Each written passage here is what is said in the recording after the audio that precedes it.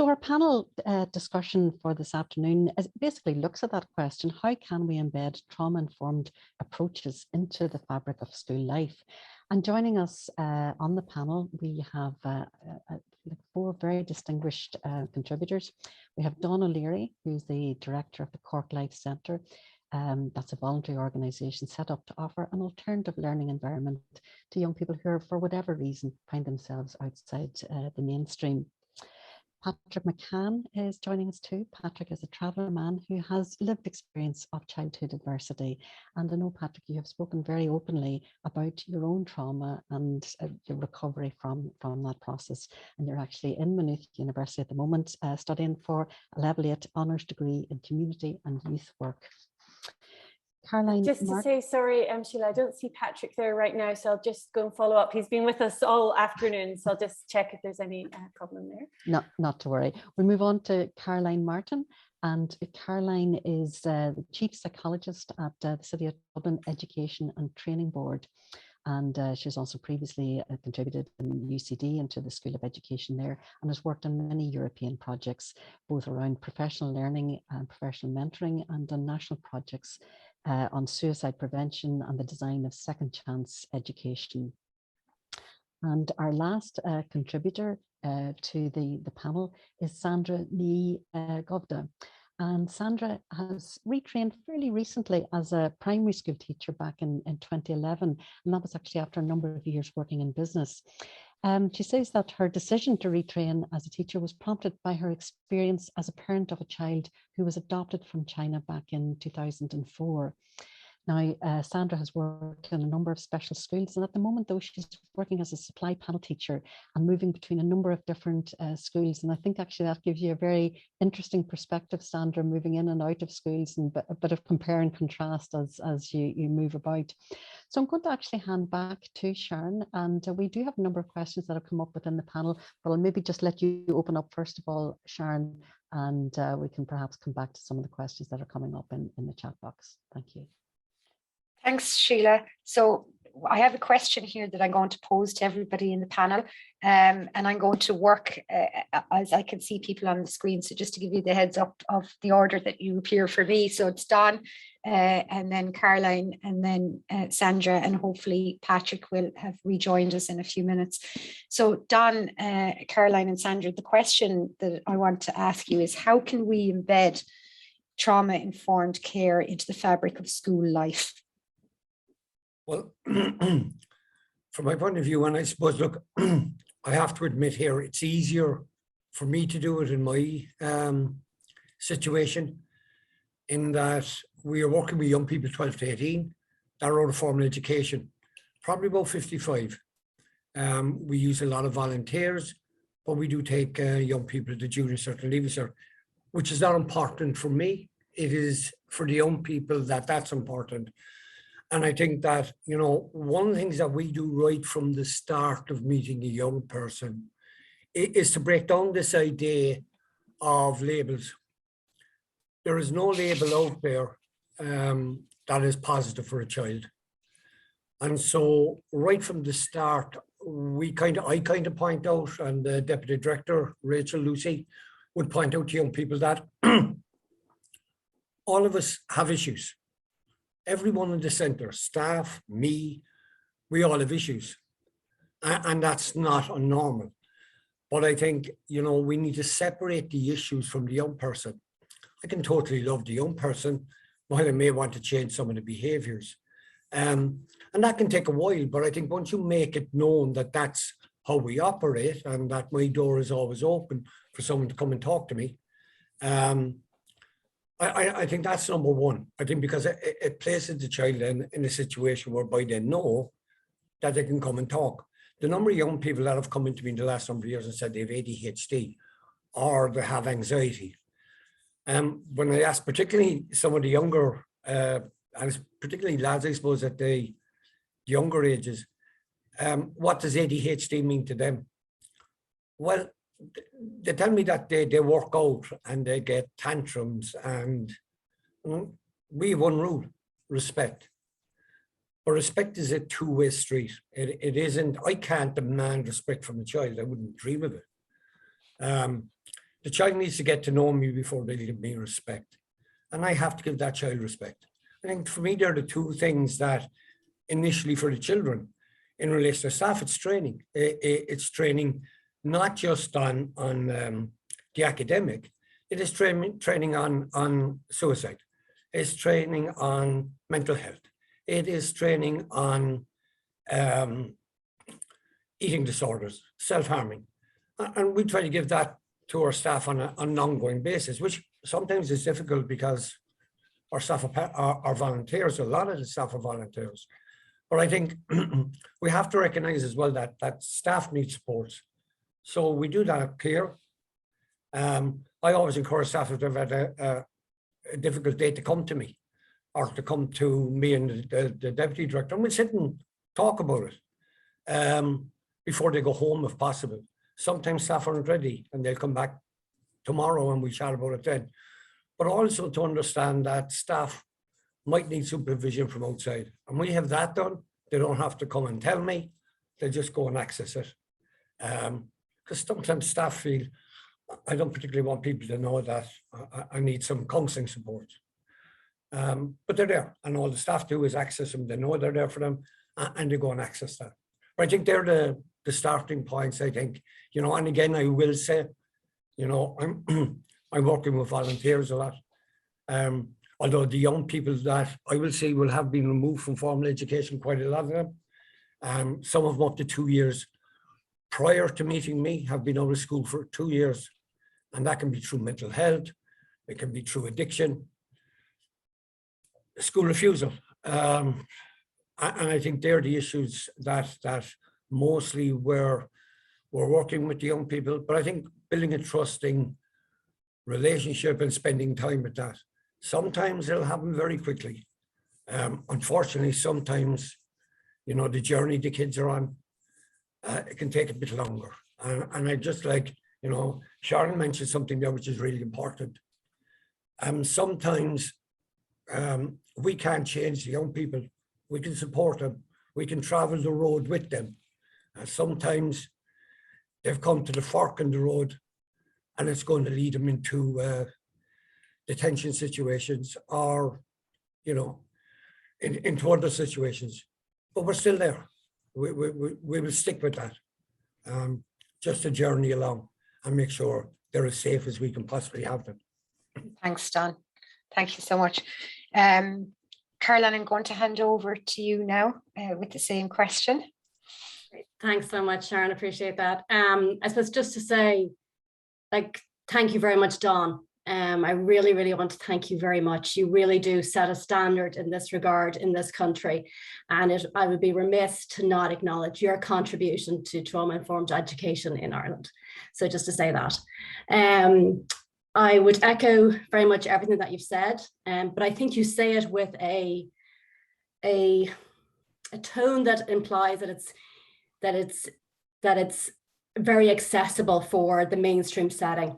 And I think that unfortunately it's not, but I think that doesn't and ought not stop us asking for it. And I think oftentimes we, you know, falter at the first hurdle. So I think what we need to be doing is kind of really advocating for what you've just said, Don. You know, we need to be supporting our school leaders so that they can be supportive of the educators.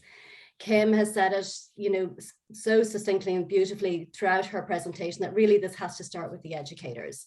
And I think you're spot on with, and Sharon, you yourself, you've highlighted the need for supervision for educators, and it can't be the domain of a few people anymore. The prevalence of trauma across the age group in our education system, it really does behoove us now to really argue hard for supervision for all of our educators, including our SNAs. You know, they are often the front line of staff who are meeting the most needy of our student population. And if our most vulnerable students are to be really supported, then those SNAs and those educators need to be suitably and adequately supported themselves.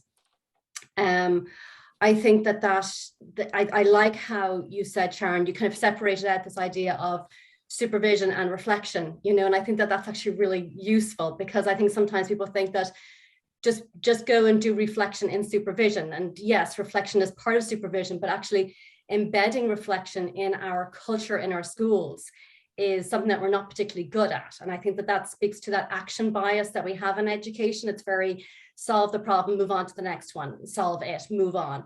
We're not particularly good at reflecting. And I think that if we can actually harness that culture, or perhaps like just harnessing that culture is probably not the right way to put it, more nurture that seed of kind of potential of being a reflective education environment for our educators, that the power that that will deliver for our students is very, very big. And I think we need to allow for time within the school day, the academic year. I mean, we have such a short academic year, and I know that like I'm kind of guessing, Dawn, that your centre doesn't necessarily hold itself to the same academic structure. Yeah, because like I worked in youth reach for a number of years, and we went from September right through the end of July. And it made such a difference just to that consistency. Again, that C and that care that Kim was talking about, the consistency, being available, having centres open to our young people is really important. So if we can build in that reflective atmosphere and environment, that culture into our centres, I think it would be really good. And I think actually, if I can, this is where alternative education can really be a shining star here for us. And that so often, you know, alternative education is kind of hidden away and at the periphery of education discourse, when actually that's where the real learning is going to come from. You know, what have actually our educators been doing in those kind of second chance education zones? What have they been doing there that has really benefited our students? And how can we actually celebrate those educators in more of the mainstream setting? Let's bring everybody into the fold, so that it's not about kind of being inclusive of students only, but being inclusive of our fellow educators and positioning them and their wisdom and their expertise, so that they don't feel that they are the Cinderella of education.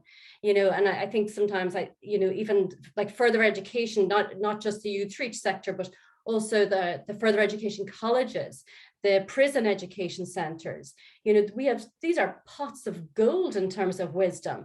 And this is what needs to be brought into the mainstream discourse. And it's there. We have our colleagues with this expertise there, and it needs to be brought in. And I think that speaks to empowering our educators. We've talked today about agency and our educators having a sense of agency.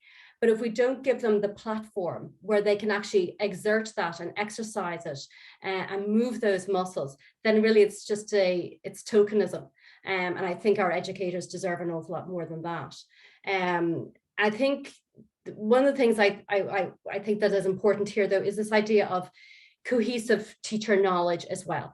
Teachers can no longer work in silos. They don't want to work in silos anymore. That idea of the sage on the stage, and you go into your classroom, you close your door, and that's it. That's your domain, your little empire.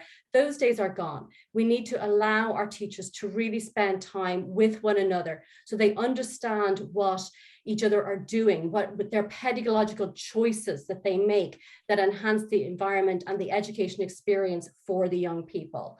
I think that these are just really, really important things that we need to be considering, you know, when we go into, you know, particularly the next number of months, you know, is how do we make choices in our classrooms that are informed by our colleagues, and knowing what our colleagues are up against, you know, and not just even in terms of like, you know, their a particular class group or whatever that may be particularly challenging or any of that, but just knowing, you know, what's going on in somebody's own life, you know, that people, as I think somebody has said, that we all bring in our own kind of stories into our workplace. And this idea that our work and our life are separated that's ridiculous. Like, we spend a huge amount of hours of our living life in work. So it's actually, you can no longer really separate these two things out. And we need to honor the whole of the individual that comes into work. And I know that there's a wonderful principal in Tennessee, Matthew Portell, and he has a program within his school where they do a tap in, tap out program, and the staff have mobile phones or whatever, and they can just ask for a colleague to just allow them to take a 5-minute break. So rather than students, being put on timeout or put on the naughty step or whatever, the teacher actually recognizes, actually, I'm the one who's dysregulated right now. I'm the one that needs to take a 5-minute breather, step out of the room. And I think that's just so powerful, and just, that's really speaking to the needs of our educators, which I think is actually the thing that we haven't been talking about enough in education in Ireland. So yeah, sorry. And just to say, Sharon, I think there's loads of affordances in our education system. We don't need to go, putting in a new program. I don't think that's what this is about. I think this is really about looking at what we already have in our system, whether it is student support teams like Braemore Secondary School have, or your homeschool liaison teachers. Indeed, the curriculum itself is rich for picking. If we could stop thinking about the points and actually just look at the curriculum, like geography, where I am in the world, me in relation to my world, history, where I am in relation to my ancestors and all of that. And English is just gorgeous. I mean, there's so much there. If we can start looking at the potential of the curriculum to deliver a trauma-informed education provision, I think it's we don't need to be reinventing a whole lot of things here. Sorry. Thanks, Caroline. Sandra, I'm going to hand over to you now as well for your thoughts. Okay, my first thought is a bit like, to echo Don, it's about awareness, okay? It's about training, okay? Not only in trauma and adverse childhood experiences, but also in mental health, suicide prevention, and all the rest. That's the first thing, because without that as a basic foundation, you're going nowhere. The second thing I would say is that the INTO developed a course on trauma and adverse childhood experiences. And the first year, there was over 575 teachers attending that, okay? The number of teachers that are actually interested in becoming informed on trauma and adverse childhood experiences is very welcome, okay? There's a huge interest in it, there's a huge need for it, and they recognize that. But that's only one step. The second step for me is about schools doing an audit of what they're already doing. And because they're doing so much, and I've seen that from facilitating and tutoring on courses, what they're doing, they are doing an awful lot of stuff to actually support students. And that's amazing to see, but they don't necessarily understand the science behind it, or the impact in terms of brain development and neuroplasticity and all this type of stuff.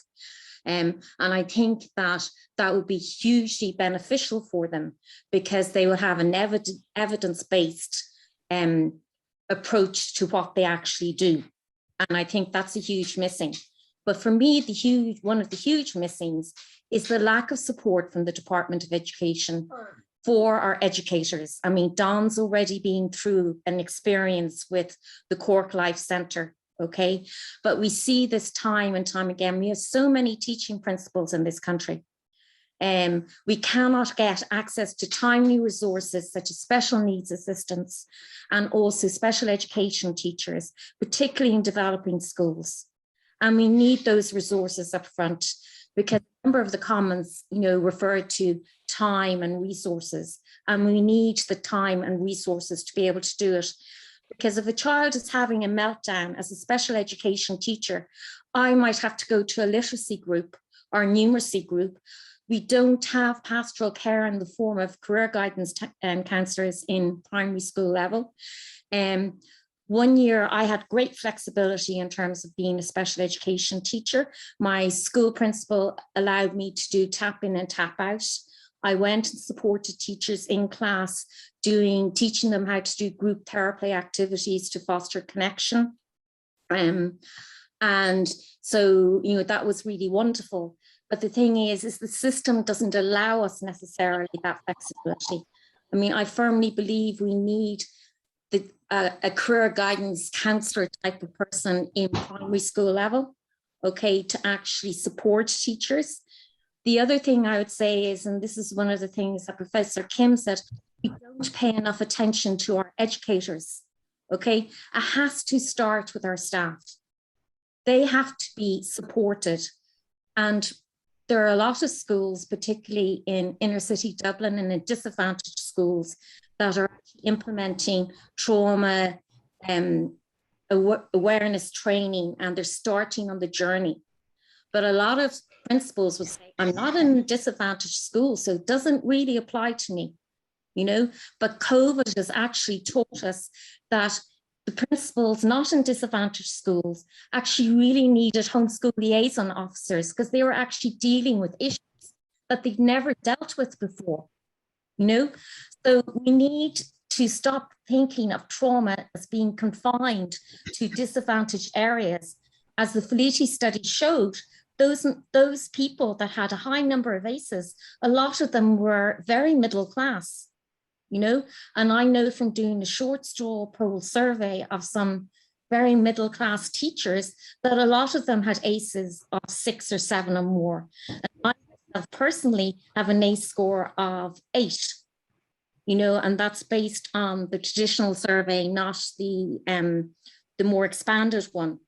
So, you know, we really need to look after our whole staff first. That includes training for caretakers and SNAs and the school secretary, because often or not, the kids will open up to the caretaker and they will be involved in terms of intervention program. It could be going and hitting a few nails down into a piece of wood, doing some repairs around the school, helping the school administrator in the office with doing some tasks as well, basically to build their self-esteem and self-confidence.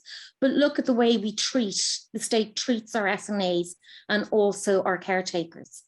You know, it's fundamentally wrong, and everyone has to have the same value and be respected in our system for this to actually work. And at the moment, they are not. Thanks, Sandra.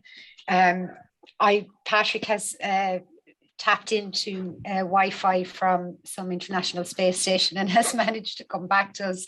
I'm so glad you were able to come back, Patrick. I'm sorry. I don't know. Go on. Oh, can you hear me? Yeah. Yeah. I was having very bad technical problems. That's okay. No, I'm glad you're back. So I don't know how much of it you heard, Patrick. I had asked everybody on the panel to, I suppose, speak to the question, how can we embed trauma-informed care into the fabric of our school? So I know that this, you know, education is something that's important to you, and you can bring a particular perspective. So we'd love to hear from you about what you think are the things we need to be doing, Patrick. I don't really have a great opinion on it. I just talk about my experience, you know, but I don't really know what we can do, you know. I don't feel like I'm an expert in this area, you know. No, everybody's an expert on themselves, and like one of the things that might be helpful, Patrick, would be maybe if you think about, you know, yourself, what would you like to see?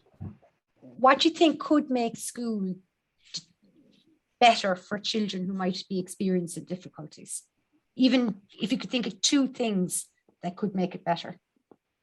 All I can really do is just talk about the positive experience I had in the INOU. Okay, I stopped education. I left school when I was about 12, and I never thought I was going to go back to education. It was kind of a fluke that I ever even went back to education. About 2 years ago, I went to a place called the INOU, and it was just a positive.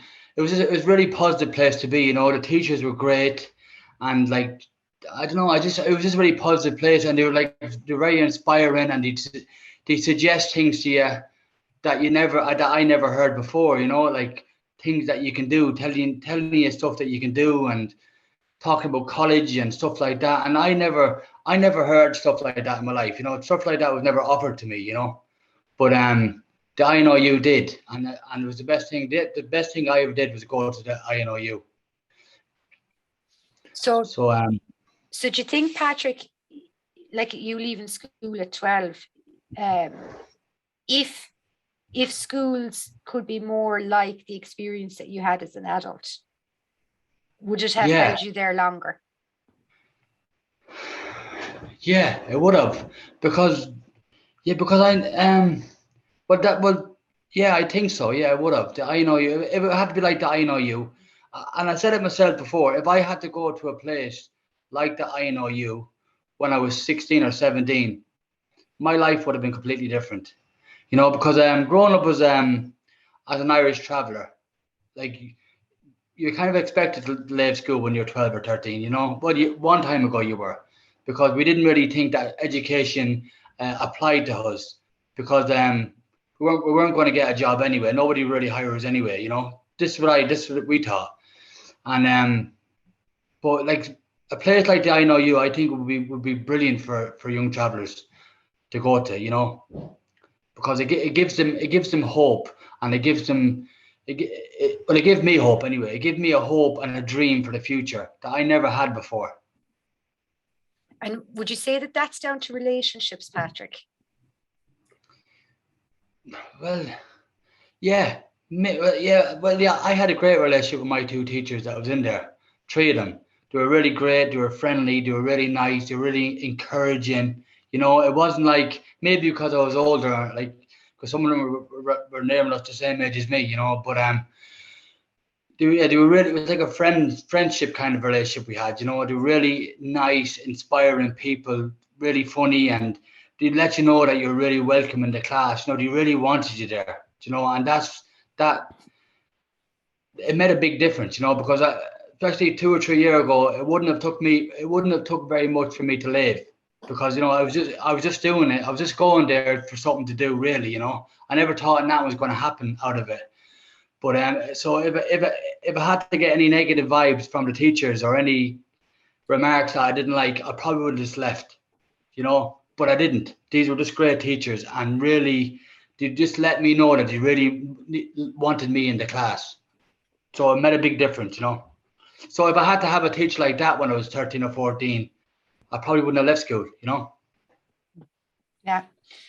I like, you know, I know you've missed a little bit of it, Patrick, so I'm going to just really quickly summarize, because everybody has actually said very similar things, just in a different way. And then I'm going to go back to all of you again to see if there's one more thing that you wanted to add. You know, so what came up for everybody was relationships, and, you know, that the warmth, and that school, you know, and I think Caroline said this, is if you're focused on points, you're not focused on relationships and warmth and growth. Not everybody will go to university. It's not for everybody. So if we're all on a points race, we're leaving lots of people behind. And then the support for teachers and staff, so that they can carry emotional loads and provide those relationships that are needed.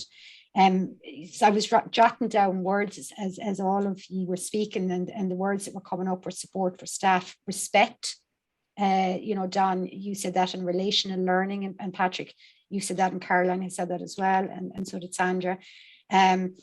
One of the things as well that Caroline said, which I thought was very important, was, you know, that notion of, you know, whose responsibility is child well-being.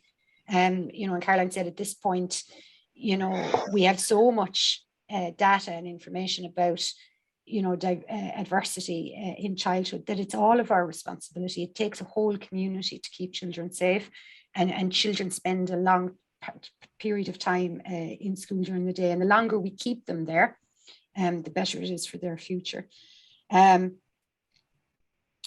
Yeah, so I know, Don, you had your hand up there a second ago, so there's about 5 minutes left before we head over to Q&A. So if anybody wants to come in with one or two other points in the next 5 minutes before we hand over to Q&A.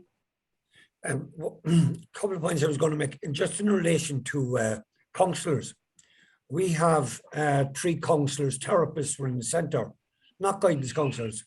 Now, not every child will go to a counsellor, but when they're ready to go, if they ask, they can go. The great thing for me is, initially when we brought her in, no child wanted to see a counsellor because they had bad experiences. However, I now hear them talking outside the office, and it kind of makes me worried in a way. They're talking, what are you doing next? Oh, I'm going to therapy. I'm saying therapy. It's like the Americans, but it's there for the young people. The other thing is, I think some of the things the kids say to us and parents, because they're hugely important in this as well. I got a card from 2 girls the other day in the centre, and they were thanking me for being me and allowing them to be themselves. And I think for me, that's an expert voice. And it's something you carry on. Another thing, and it's something we can all do. Kids carry diaries from primary school diaries. And I had a mother whose son had huge problems all the way through. And when she looked at the diaries, there was more complaints, the things that he did wrong. And she did a great thing. She hired one of these shredding vans to come out to the house, and they started again. They shredded every diary that was in the house. And I think that's important. I also think, we have to look, and it's not teachers who are to blame for this. This is society, this is the government, and this is the Department of Education. 625 points. You don't need to do that. You don't need to put children under pressure. With the further education model where some progressed, children can be older by the time they go to university. Why are we pushing a memory test and expecting young people to get 625 points? It is ludicrous, ludicrous. And I think the adults have to take responsibility for that, because we put this pressure on young people. And we're now talking about taking away the junior cert. Do you know the way we're all saying about kids with anxiety and all of that? What do the young people who leave school at junior cert level or only came to school, what do they do now? Or the kids that are going on, never seen a state examination, now they'll see it at leaving cert. Really unfair, and is asking for more problems, mental health problems, as we move forward. It's just, the elephant in the room, of course, is teachers in schools can't move on. If outside, we have to look at all the package being there. So if CAMS can't deal with all the children, if our drugs counselling and beds are still just 12 for young people, if young people in care are in private settings where their key worker changes every 2 weeks, that's not going to make things easier for schools moving forward on the trauma. And I think that's hugely important. It has to be mentioned. It doesn't come cheap. But would you prefer to spend 350,000 on a child going into Oberstown, or would you like to spend it early on? Now, I know where I'd like to see it spent. Yeah, thanks, Don. Sandra?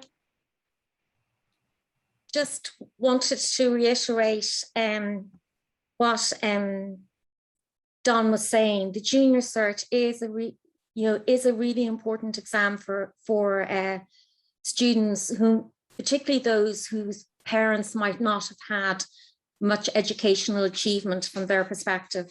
So they would have gone into the Leaving Cert applied. I had a number of students when I was working in a special school going into the Leaving Cert applied, and then going on to a PLC course, and then going on to university. And that was never in their plans for themselves. But with the right support, they were able actually to do it. Unfortunately, that's my dog Charlie moaning, so I apologize for she's forgotten she's actually been. And but the other thing I would say is about the seed of hope.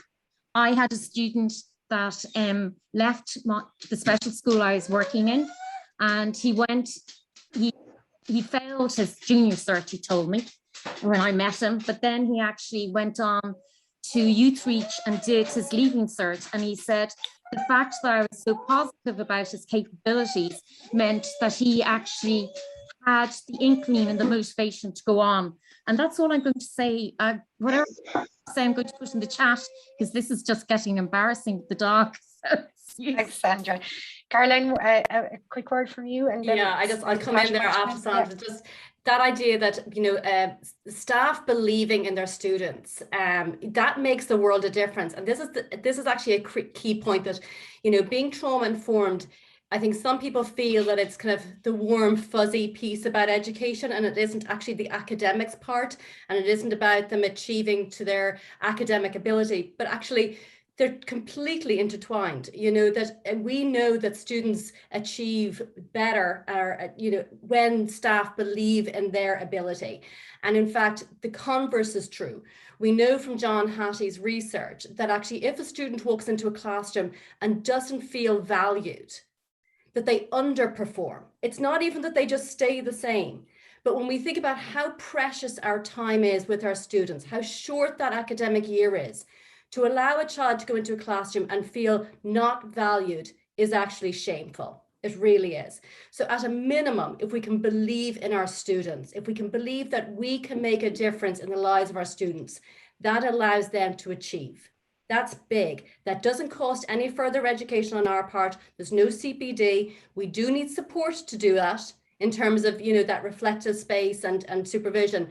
But we need to believe in our students, and we need to believe that they will find their path, no matter how diverse it may be. But we need to just really want to emphasize that these are not two different things here. Academic achievement and being trauma informed in education are not two different conversation pieces. Thanks, Caroline. And Patrick, I don't know if you wanted to have the last word.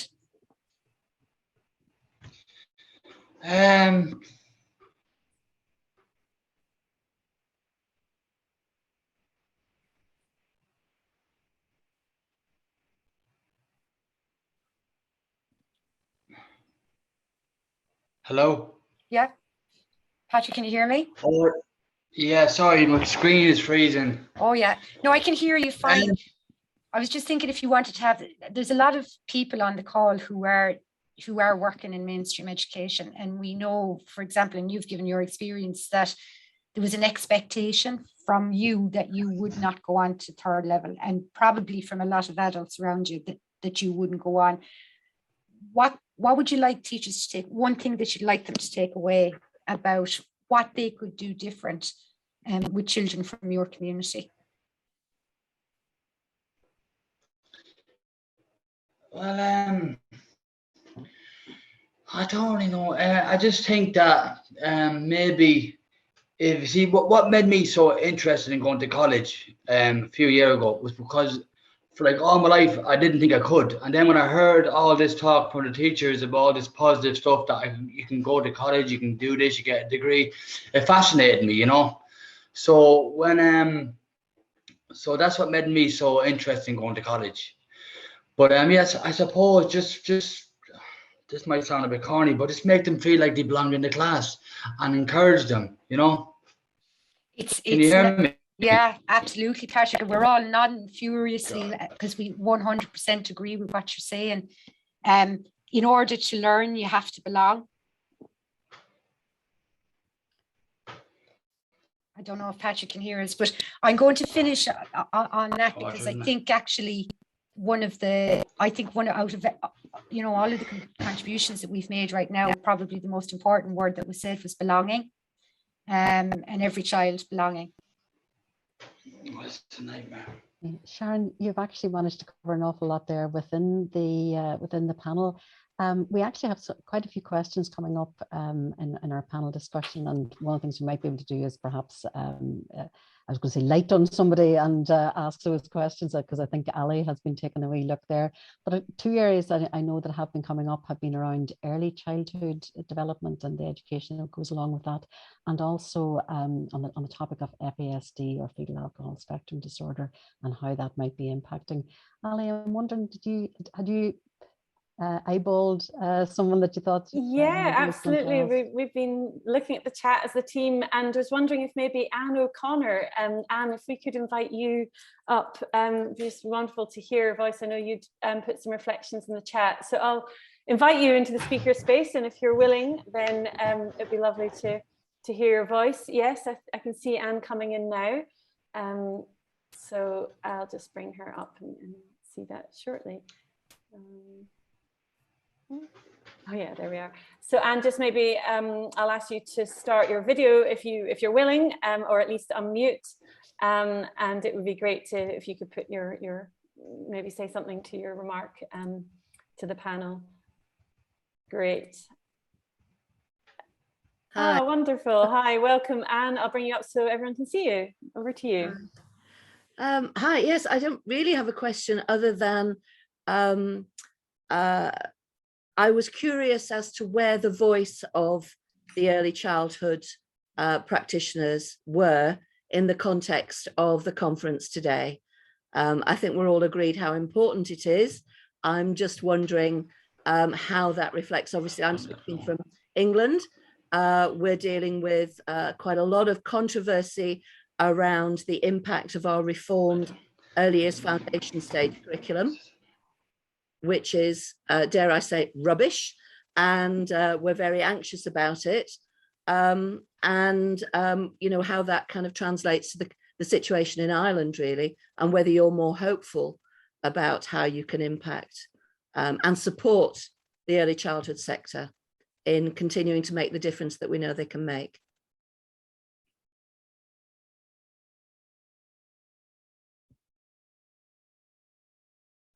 Who would you like to put that question to, Sharon, or response? Go for it. Anybody? Okay, I'll jump in there, Ali. Early childhood is not my area of expertise at all. But that said, I do think that we need to look at how we support the educators who are going in there. So that's the angle, I suppose, that I'm familiar with, and that's the angle that I could speak with any kind of competency on, is actually the training that we provide for those early educators. And I think that, you know, really this whole world of being kind of having trauma-informed education at the level of training for early years educators is a very, very early stages here, is what I would say. And I know that I think in other jurisdictions beyond the Republic that it's further advanced than what it is here, but I may be wrong on that one, but that's my sense. So, and well, I would say that I do know that your university has an excellent Froebelian department in early years. That's yeah, and actually Katrina could speak more about that for definite. Hate to put you on the spot, Katrina.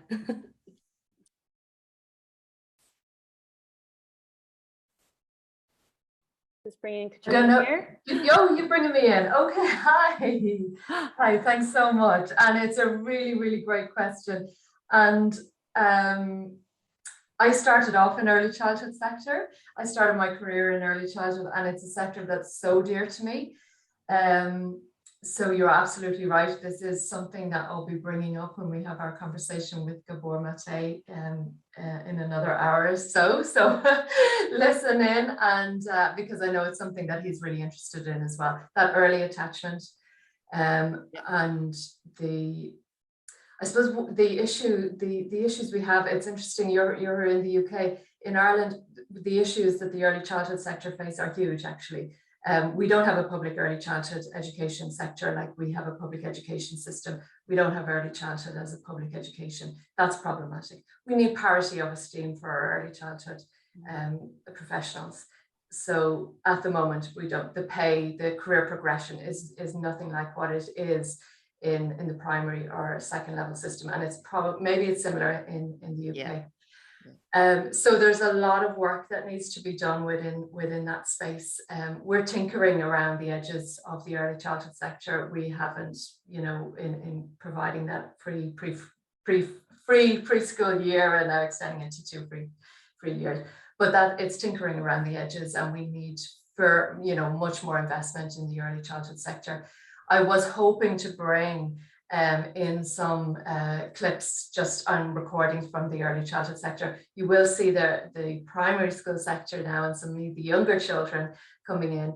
But we just one thing and another, we didn't get to it. So apologies to everybody for that. But it is something that's very dear to my heart. And it is, I think all of the things, the messages that we've got around, you know, the importance of the educator and nurturing the educator, and those tap in, tap out. All of these strategies are really, really useful. But yes, we do need to hear more around the primary attachment relationship and how important that is, and just how that can be nurtured in the early childhood sector as well. So thank you, Anne, for bringing that to us. Great, thanks for jumping in, Katrina, and thank you to Anne. It's wonderful to hear another voice from everyone who's with us.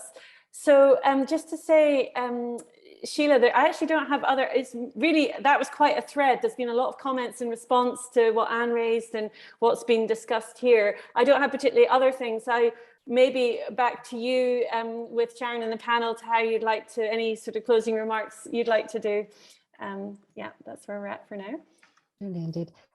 Sharon, I think we were having a little discussion ourselves around the issue of FASD, and you know, I suppose I'm coming at it from the point of view that we would recognise that this is hugely unrecognised, and if we talk about hidden harm, this is the most hidden of hidden harms, in that we would suggest that there could be upwards of 6,000 children born every year with a problem arising from drinking during pregnancy.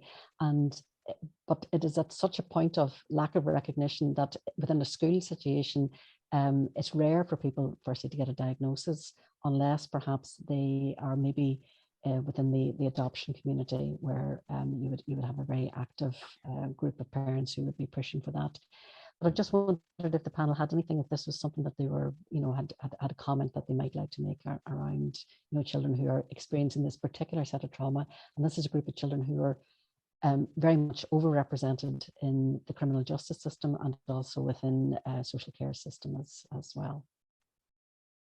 Sheila, I would have seen a number of students with fetal alcohol syndrome within the special school community, and would be whole families of children that would actually have presented within the special school community. And, you know, huge impact in terms of their ability to learn, their ability to interact with other children. Not a huge amount of support out there. And as you said about recognition for those children, and particularly was the issue of supports. They just weren't available for them.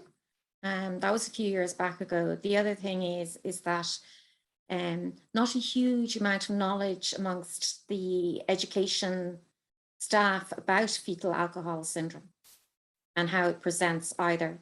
So there's a huge body of education to be done in that area, as well as with the issue of domestic violence.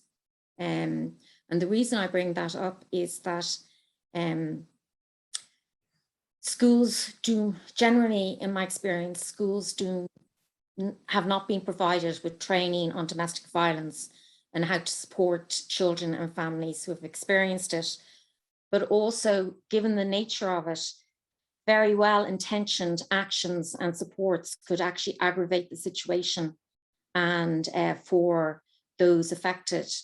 And it's really imperative that actually training is provided in a timely way to schools as part of any trauma awareness training.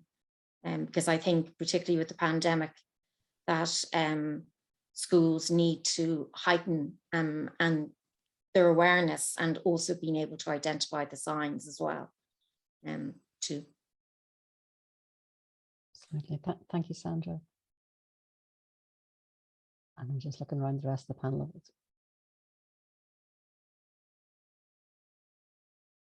Sharon, are you unmuted there? Yeah, I'm unmuted. We don't know the extent of fetal alcohol syndrome in Ireland because we don't have anybody who diagnoses, and as you said, it's only a small group of people. It's something that is across the socioeconomic status. So it's likely that you're going to have students in your class, if you're at the extreme end of fetal alcohol syndrome disorder, it's more obvious because there are facial features that accompany that, but that's at the extreme end. So there are plenty of children who will be experiencing cognitive or emotional difficulties as a result of fetal alcohol spectrum disorder. So one of the ways, since we don't know who they are walking in through the door, one of the ways that we can make sure that we meet the needs of all students who come to us is by getting back to basics, is that relationships, having expectations. You know, one thing that that Patrick said before we lost him into his Wi-Fi abyss there, but one thing that he said that really struck with me was that he now has hopes and dreams. Every single child that comes to school should walk out the door feeling like they have hopes and dreams, irrespective of their ethnicity, their socioeconomic status, their psychiatric diagnosis, what their parents are like to deal with, any of those. I have 2 children, and when I send them to school in the morning, so my children will have spent more time today with their teachers than they will have spent with me. Their teachers are in loco parentis during the day. I really want the people, the adults who are in my children's life during the day, I want them to love my children. I want them to believe that my children can achieve whatever it is that they want to do. And I think that every child who goes into an educational setting should get the same. They should be loved. There are too many children from lower socioeconomic groups, and particularly children in the trauma community, where there's an expectation that they won't achieve and they can't achieve. Some of them will go on to do apprenticeships, and we need more people doing apprenticeships. We need more. But there are also children who are being funneled into hairdressing and carpentry, who are 100 times brighter than I am. I feel intimidated by some of the young people that I meet in terms of their capacity for critical thinking and reasoning. So, like, I want every child to reach their potential, whatever that may be. And the one way we can do that is by loving everyone who comes in the door. And the children who need love the most sometimes they ask for that love in a most unhelpful way. So that's Sharon, my concluding remark. Sharon, that is just an absolutely gorgeous way to end it. And I feel exactly as you're saying there. I want my child to be loved. I want her to be loved at school. Just who doesn't want to be loved, I think is really the way we would all express that. I want to thank all of the panel for your lovely contributions there this evening. Again, all of you giving of yourself and giving of your time and of your expertise and very much of your own experience. It really makes a difference, and you can feel it actually in the atmosphere, both within the chat box here, but also between ourselves as we're talking. So thank you indeed. I feel very, very happy to have been part of this discussion. So thank you very, very much.